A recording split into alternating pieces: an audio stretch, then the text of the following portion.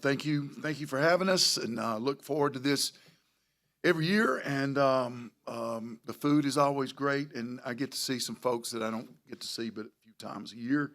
So the fellowship is great. Thank you so much. Donoho's a great place to be. Just the atmosphere, the school size, the traditions there. I mean, I have a senior here. They have a senior lounge. So if you're in good academic standing, you can go to the senior lounge, and they get to check out and go to Jack's, get a little breakfast during their study hall if they're in good academic standing. Just a lot of things. I mean, the class size, 14 is a large class at Donoho. So I have outstanding young men. I want to say thank you to athletic director Steve Gendron. He's been fantastic, not only a great baseball coach, a fantastic AD, a workaholic, and David Noon, our head of school. And just want to say thank you to them, and Anna Taylor, who's now the new principal at our school. So we're looking forward to, I don't know if this is my 16th or 17th year as a head coach, 35 or 36 years overall. It's hard to keep up. And I see my good friend Coach Short in the back, and he's one of the few that's probably coached as long or more than me. But I love it, and I wouldn't want to do anything else. We'll open it up to questions. And, Coach, I've got the very first one to talk about. You're the 11th school we've had that we could honor by having here at Media Day today, but you're the very first private school. And so let's just throw it out there. With the realignment and the split in public and private back just a few months ago, smaller private schools like yourself, it creates more of a challenge from the outside looking in. It looks like it's created more of a challenge than I've ever seen before. Will you talk about your feelings on that? Yeah, I think we're at a crossroads. I was a public school guy for 29 years in Alabama, 3 in Georgia. And so, when I was at Russellville as offensive coordinator, we lost the state championship to Briarwood, and that stung a little bit. And so, as a guy that was in public school for so long, Terry Curtis and UMS, that was the boogeyman to us public school guys. And my older guys in here, and they know the name Terry Curtis. And then when I was at Munford, one of my better years, I think we were the best 4A team in the state, and then we just played just awful in first round of the playoffs. But Terry was already scheming against us because he thought he was going to have to play us in the semifinals. And when I got film on him before the season was over, I thought we would have to play him, and I thought, well, he's just going to have 5 or 6 studs that they've moved in from Mobile County or Baldwin County. But he didn't. And it was obvious on film. They were just well coached, get after you kind of guys. So, in the past 5 or 10 years, there's been so many schools that have won state championships with a completely different roster than they had a year ago. So it just goes both ways. Now, when they waited so long, they waited longer than ever this year. It was two months later than what they normally do when they sent it out. I thought they've sent it out so late, there's no way they're making wholesale changes. It's going to be the same thing for the next 2 years, but they're giving us a warning, prepare to go private school. And I prefer to say independent schools instead of private, especially since I'm a part of it now. But then after I got over my initial feelings hurt about being shunned and being in our own league, it's okay. We got some the problems that we have. It's just logistics. I've still got 2 public schools that we're playing, Galesville and Raglan. Now I did lose another game. I lost a region foe in Autauga Academy. They pulled out to go AISA just because of logistics and things like that. So I could argue on both sides. We're in kind of a wait and see about how this year goes. I do know this. I was head indoor track and outdoor track this last year at Donoho. Extremely unfair what is done. I I mean, I qualified 9 girls for state this past year. We had a really good season. I had 1 senior. The rest of them were 9th and 10th graders. And so we got a good team coming back across country. In indoor track and outdoor track. But we won't likely qualify a single kid because now we got to go through Briarwood and John Carroll. And so to win a state championship, we will have to beat McGill and UMS. There's no divisions in track and field, indoor and outdoor. Donoho has to beat McGill Tulane for a state championship. So I want somebody to tell me that that's fair. My wife told me to not chase rabbits, and I've already chased 2 or 3. Well, I wanted to know, and everybody in this room wanted to know, since you're the first private school or independent school There you go, we talked independent to, school. we know the feelings that are there, and it's tough. We've had it so good for so long here, and yes, when you got in the playoffs, sometimes, public schools run into a juggernaut with a private school, but the Donohos and the JCAs and the smaller schools, I bleed for you because I know It's tough. the travel, not just football, but all the other sports. You got to travel to Tuscaloosa for an area game. That's it. Come on. Really? Selma? Selma for an area game? Yeah, for an area game. Kevin, you got a question? Yeah, go ahead. So as you say, the independent schools are now kind of separated from the public schools. How does that change your game plan throughout the week coming up to a game now that you have to travel further? Does that change anything, or does it stay right on point the same? Well, our furthest games were going to be, we had to go to Otaga Academy, so now we've got a 2-hour and 45-minute trip that we don't have to make. Now, we only got 9 games. Every school has different problems. Ours is just different. Then I've been the head coach at Huffman and Chase Valley and Munford and high poverty schools, and we just have different, we have different issues.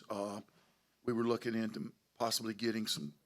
We don't typically get charter buses, but you have a 3-hour road game to Selma and against Elwood Academy, and so. Looking to do that. But other than that, football is football as long as it's 11 and not 8-man. But football is football. We're going to watch film. We're going to lift weights. We're going to practice the same. We're going to have to maybe, have some pregame meals on the road. And so, but our travel is not too bad this season. Next season's going to be a little more tricky. So they're mainly coming to you this year on some of those away games. Mainly coming to me. We have Tuscaloosa Academy coming to us, and we have Pickens Academy coming to us. And so we picked up, our whole region had already made out a 10-game schedule. And in March the 13th, we got an email from Alabama High School Athletic Association that we have just added Hope Christian Academy to your region. Make sure you schedule them. That's the only direction that we got. So we had to drop 7 public schools that we were playing to schedule a new that was put in there 2 months after we had already done our schedule. So that's just one of the other things. But anyway. Well, we're limited to 15 minutes and we're halfway through it. So let's focus on the nuts and bolts, the X's That's and O's. right. You've got 2 young men you brought with you today. Talk about them and what leadership you're looking for out of them. Well, I'll start with my senior. I have age and youth. And so Boyce is just an outstanding young man. He's an outstanding student. He's looking to go to the Naval Academy possibly. And he has not been in the limelight at Donoho. But this year he's got an expanded role. Doesn't mean he hasn't been a leader. He has been a leader. And so if you will, Coach, lean toward that microphone. Okay, sorry about that. Boyce has been a leader the whole time, but he's going to have an expanded role right now. He's starting for us on the offensive line and pushing for a starting position on the defensive line, on the defense at linebacker or rover. We're gonna play probably 9 guys both ways. It looks like, and hopefully we'll have some young guys to work their way up. But Boyce has just been. You can count on him. If I need him to go pick up somebody, I can ask him.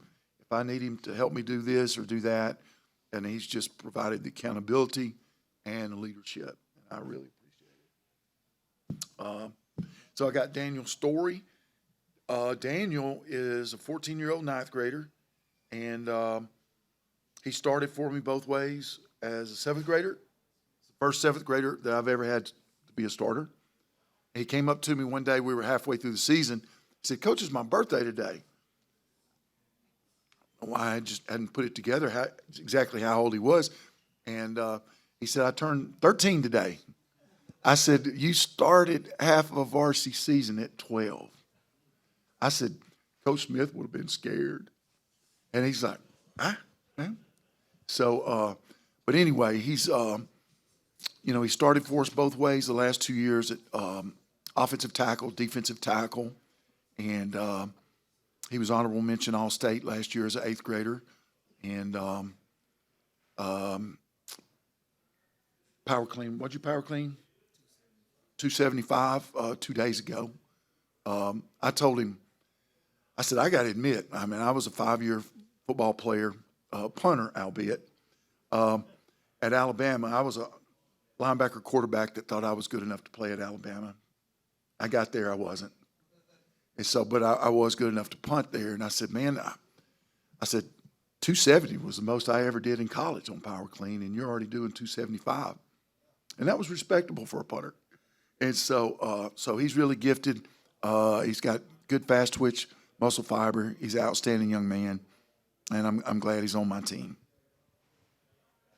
I know we're only allowed to bring 2 guys, but take a quick mention, 2 or 3 or sure 4 will. of Thank some you. of the guys that you want to mention by Thank name. you so much. Dylan Hullett, outstanding senior for us, undersized, over heart. This will be his third year or fourth? Okay. I wasn't sure if he started the year before I got there, but this will be his third year starting for us at center. He does a great job of leverage. He's gotten a lot stronger and gained a few pounds of muscle. And he's an outstanding leader, outstanding young man.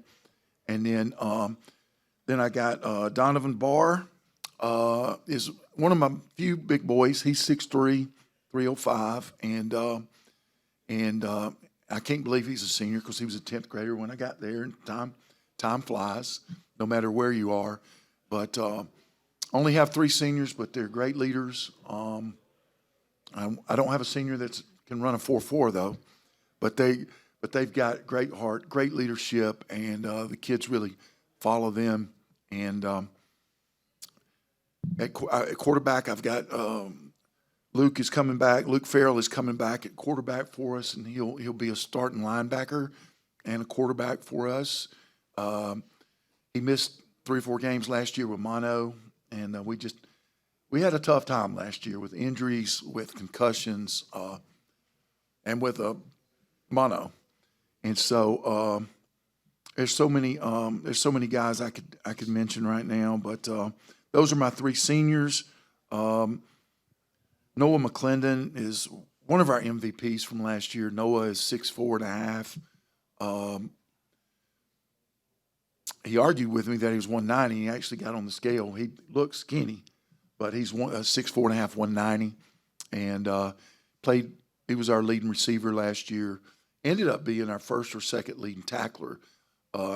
It's not a great thing when your free safety is your leading tackler. You don't necessarily want that, but he can move and he can run. He made a lot of tackles at the line of scrimmage, so really pleased to have him coming back. And so, any other X's and O's questions? Or I got a couple for the guys. Yes, Daniel, you going into the 9th grade, but this will be your 3rd year to start for the Falcons. That's right, a veteran. Veteran. What position or what part of the game do you enjoy the most? The part of the game that I enjoy the most is D-tackle. I like the one-on-one situations where I can really be a game changer, 3rd down. I'm more of a run stopper, 1st and 2nd down. I'm more of a you got to get past me type of dude. But yes, sir. So all the practice leading up to Friday nights when you're staring down that offensive guard or that tackle, they can see in your eyes, I'm fixing to get around you and get to that quarterback. Yes, sir.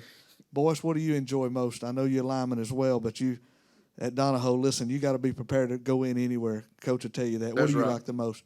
That's true. I also really love defense. I used to go in at DN before linebacker this year, and it's been so much fun. That was the first thing I used to get subbed in for when I was in middle school freshman year, and it was just fun getting to run in there, do whatever you want to, find the ball, hit somebody.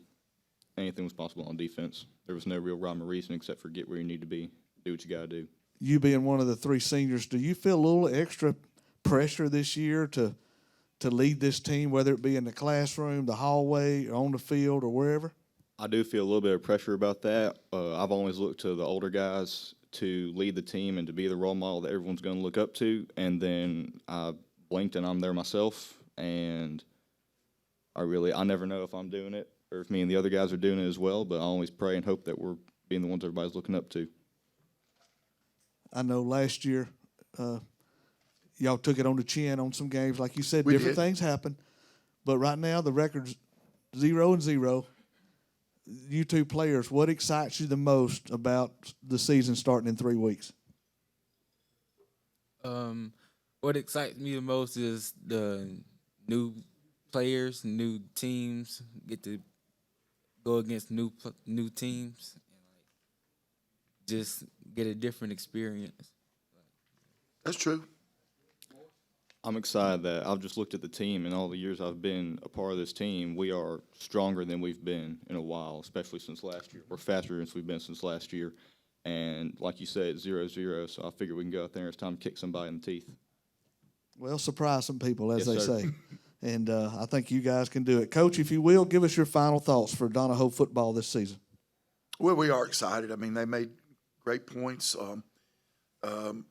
The last 2 years, I feel like we had one of the tougher schedules in the state. I know Fayetteville was as good as they've been in years. Winterboro was as good as they've been in years. Very talented. 3 D1 players coming back on that 1A team. And they benefited from the independent schools being kicked because if that had not happened, they were going to be 2A. But because they removed 7A, it dropped everything down. So a lot of people, when it came out, they thought that they were going to really be in a better situation. Some teams fared well, and other teams didn't fare as well as they thought they were going to be. But we're stronger in the weight room. We are in better shape than we were last year, and now I just need to pray for health.